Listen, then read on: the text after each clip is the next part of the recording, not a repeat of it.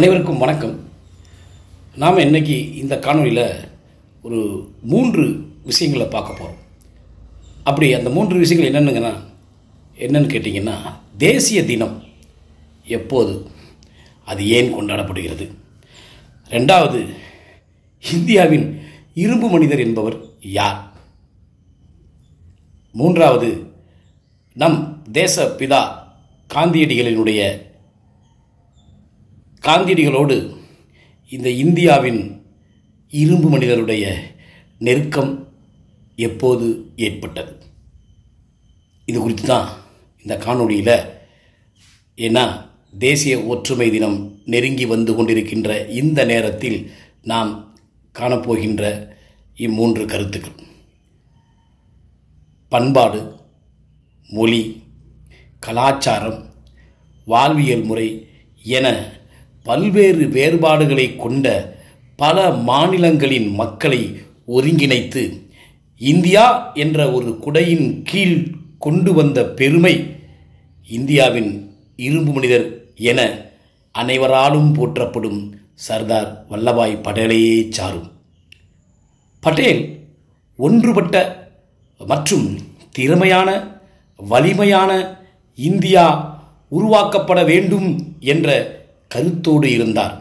அதனாலேயே சர்தார் வல்லபாய் பட்டேலின் பிறந்த நாளை நினைவு கூறும் வகையில் ஒவ்வொரு ஆண்டும் அக்டோபர் 31ஆம் தேதி தேசிய ஒற்றுமை தினம் என்றும் ராஷ்டிரிய ஏக்தா திவாஸ் என்றும் கொண்டாடப்படுகின்றது.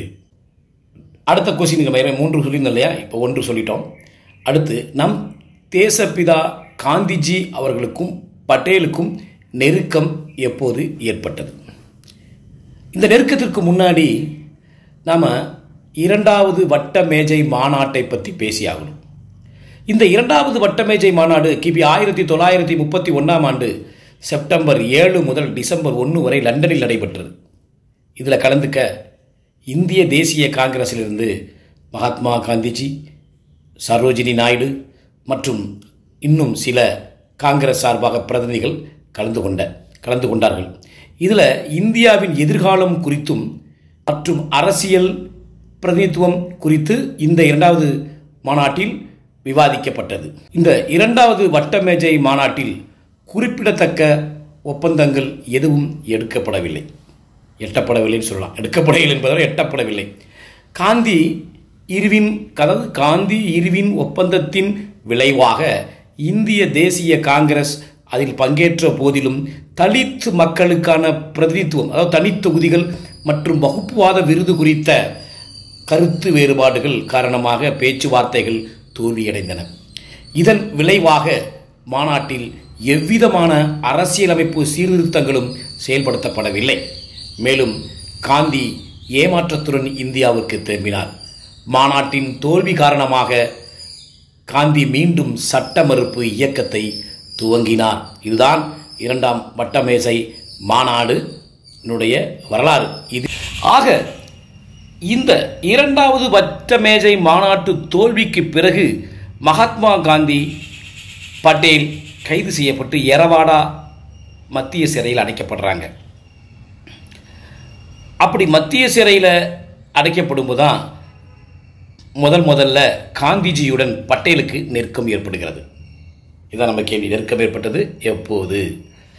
நெருக்கம் அப்போ 1947 இந்தியா சுதந்திரம் அடைந்த உடனே முதல் துணை பிரதமராகவும் உள்துறை மற்றும் தகவல் ஒலிபரப்பு அமைச்சராகவும் நியமிக்கப்படுகிறார். யார்? சர்தார் வல்லபாய் பட்டேல்.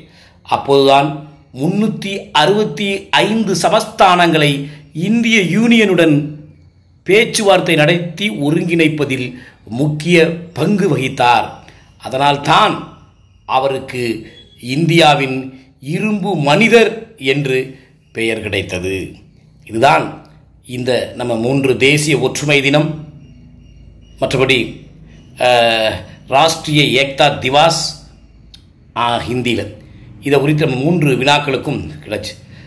இனி சற்று விரிவாக சர்தார் வல்லபாய் பட்டேல் குறித்து பார்ப்போம். ஏற்கனவே 3 வினாக்களுக்கு விடையளித்திருந்த நிலையில் தேசிய ஒற்றுமை தினம் எப்போது, ஏன், இந்தியாவின் இரும்பு மனிதர் யார், அவருக்கும் நமது தேச பிதாவுக்குமான நெருக்கம் எப்போது எதனால் ஏற்பட்டது என்பது குறித்து விவரித்தோம். இப்பொழுது இரும்பு மனிதரை பற்றிய சில இந்த தேசிய ஒற்றுமை தினம் நெருங்கும் வேளையில் சில பின்னோக்கி சில விஷயங்களை, அவருடைய வாழ்க்கை வரலாறை நோக்குவோம். வாருங்கள். சர்தார் வல்லபாய் பட்டேல் 1975 அக்டோபர் 31 குஜராத்தில் உள்ள நாடியாட் கிராமத்தில் பிறந்தார். நம்ம காந்திஜி போர்பந்தரில் பிறந்தார். அவரும் குஜராத் தான், இவரும் குஜராத் தான். அவர் போர்பந்தரில், இவர் நாடியாட் அப்படிங்கிற ஒரு கிராமம், அங்கே பிறந்தார். அவரது முழு பெயர் வல்லபாய் ஜாவர்பாய் பட்டேல் ஆகும். இருப்பினும் சர்தார் பட்டேல் என்று பிரபலமாக அறியப்பட்டார். இவருக்கு சோமாபாய், நர்சிபாய் மற்றும் விதால்பாய் பட்டேல் என 3 அண்ணன்மார்கள் இருந்திருக்காங்க.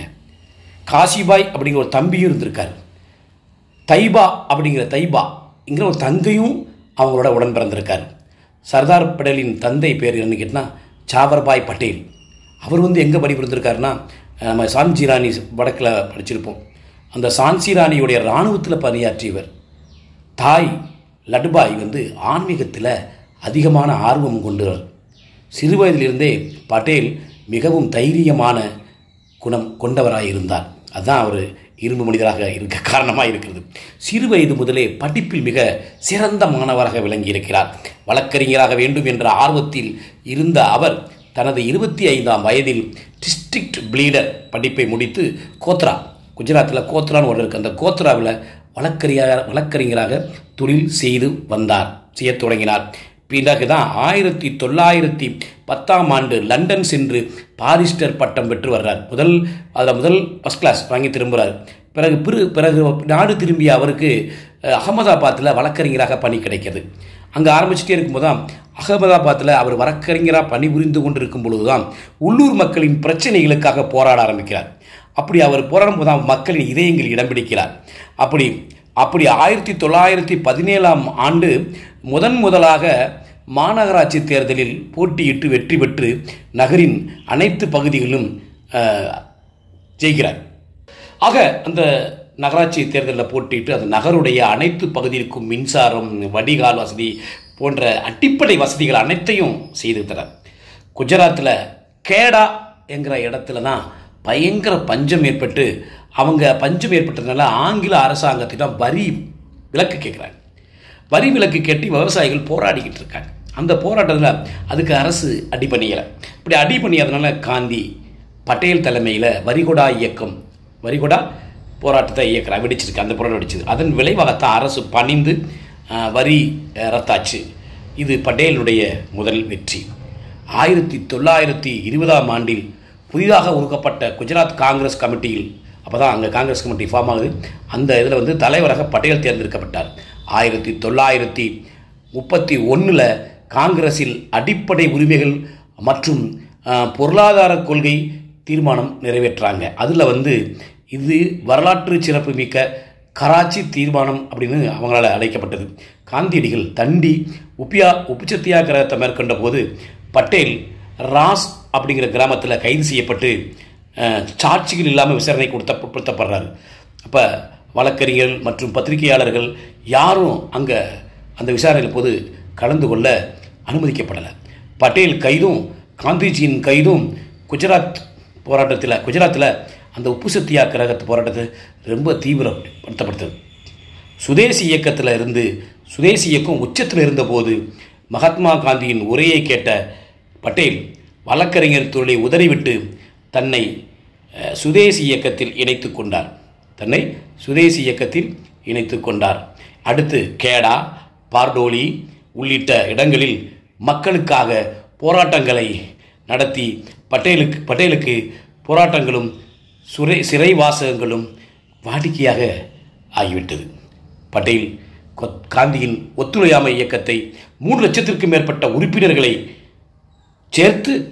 சேர்ப்பதற்காக மாநிலம் முழுவதும் சுற்றுப்பயணம் மேற்கொண்டார்.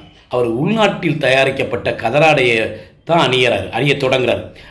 அதனைத் தொடர்ந்து காந்தியடிகள் நடத்திய பல போராட்டங்களையும் தன்னை முழுமையாக ஈடுபடுத்துகிறார்.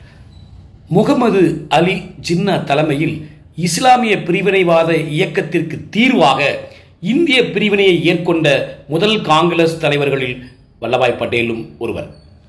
பஞ்சாப் மற்றும் வங்காளத்தில் இந்துக்கள் பெரும்பான்மையான உள்ள பகுதிகளை ஒரு முஸ்லிம் மாநிலத்தில் சேர்க்க வேண்டும் என்ற முகமது அலி ஜின்னாவின் கோரிக்கைகளை கடுமையாக விமர்சித்தார் பட்டேல். அவை பாகிஸ்தானில் சேர்க்கப்படுவதை தடுத்து நிறுத்தினார். November 1948 Nagpur university, Allahabad university, Banaras university ஆகிய பல்கலைக்கழகங்கள் பட்டேலுக்கு கௌரவ டாக்டர் பட்டம் வழங்கியது. பட்டேல் உடல்நலம் குன்றி மாரடைப்பால் 1950 டிசம்பர் 15 பாம்பேயில் இருக்கக்கூடிய பிர்லா ஹவுஸில் உயிரிழக்கிறார். பிரதமர் ஜவஹர்லால் நேரு ஒரு வாரம் தேசிய துக்கத்தை அறிவித்தார். பட்டேலுக்கு 1991 இந்தியாவின் உயரிய சிவிலியன் விருதான பாரத் ரத்னா விருது அவரது பிறந்த நாளான அக்டோபர் 31 தேசிய ஒற்றுமை தினமாக கொண்டாடப்படும் வேறு என்று அறிவிக்கிறாங்க. 2012 அவுட்லுக் நடத்திய 2012 அவுட்லுக் அப்படிங்கிற ஒரு இதழ் இருக்குது. அது இந்தியா முழுக்கும் நடத்திய சர்வேயில் வாக்கெடுப்பில் பட்டேல் 3வது இடத்தை பிடித்தார். அகமதாபாத் சர்வதேச விமான நிலையத்திற்கும் அகமதாபாத்தின் சர்வதேச கிரிக்கெட் மைதானத்திற்கும் அவரது பெயர் வைக்கப்பட்டுள்ளது. மேலும் குஜராத்தில் உள்ள நர்மதா நதி கரையில் சர்தார் வல்லபாய் பட்டேலுக்கு சிலை வைக்கப்பட்டுள்ளது. அது எவ்வளோ தெரியுமா? 597 அடி உயரத்தில் அமைந்துள்ள இச்சிலை உலகின் மிக உயரமான சிலை ஆகும். அது எப்படி அமைஞ்சிருக்கு தெரியுமா? 20,000 சதுர மீட்டரில் பரவி 12 கிலோமீட்டர் பரப்பளவில் செயற்கை ஏரியால் சூழப்பட்ட பட்டேலின் 143வது பிறந்த நாளான 31 அக்டோபர் 2012 அன்று இந்திய பிரதமரால் இது திறந்து வைக்கப்பட்டது. அவரது பிறந்த நாளில் அக்டோபர் 31 அவரது பிறந்த நாளில் ஒற்றுமைக்கான உறுதிமொழி ஏற்போம், அவர் பணிகளை நினைவு கூர்வோம் என்று தேசிய ஒற்றுமை தினத்தை கொண்டாடி மகிழ்வோம் என்று கூறி விடைபெறுகிறேன். நன்றி, வணக்கம்.